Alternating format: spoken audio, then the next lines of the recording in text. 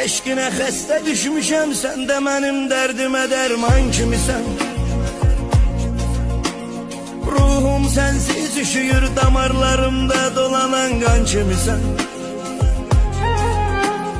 Mən səni sevməyimi günah eyləmədim, həyatımda səhv elədim.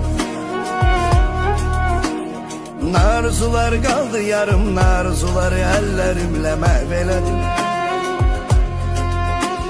Yadındadır mı senin tek nefes almağıma sebep şar ürəyim? Ne beni özgeler de ara, ne beni özge üreyde aktar ürəyim.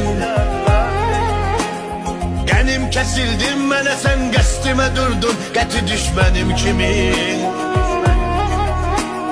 Mən necə yandım, yanacaqsan kül olub, qəm kədər də mənim kimin?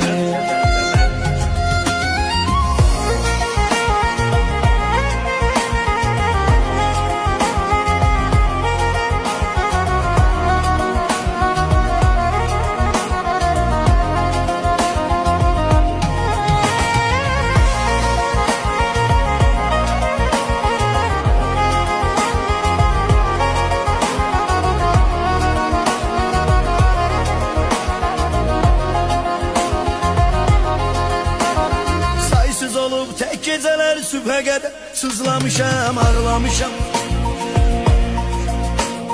Xəyallarım kimi sessiz bir albomda şəkillərini saxlamışam.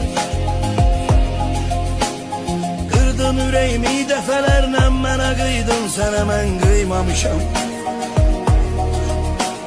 Var içində nifrət, amma lənət ürəyim, səndən doymamışam.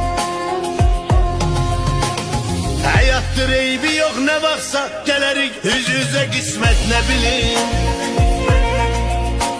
Rastlaştırar uca Allah, ya tesadüf ya da fırsat ne bileyim.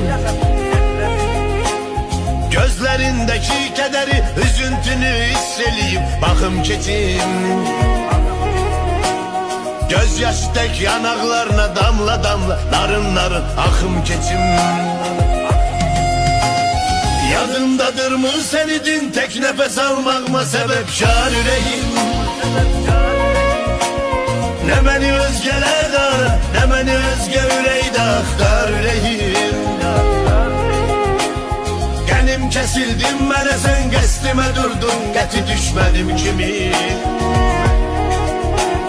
Mən necə yandım, yanacaqsan kül olub, qəm kədər də mənim kimin?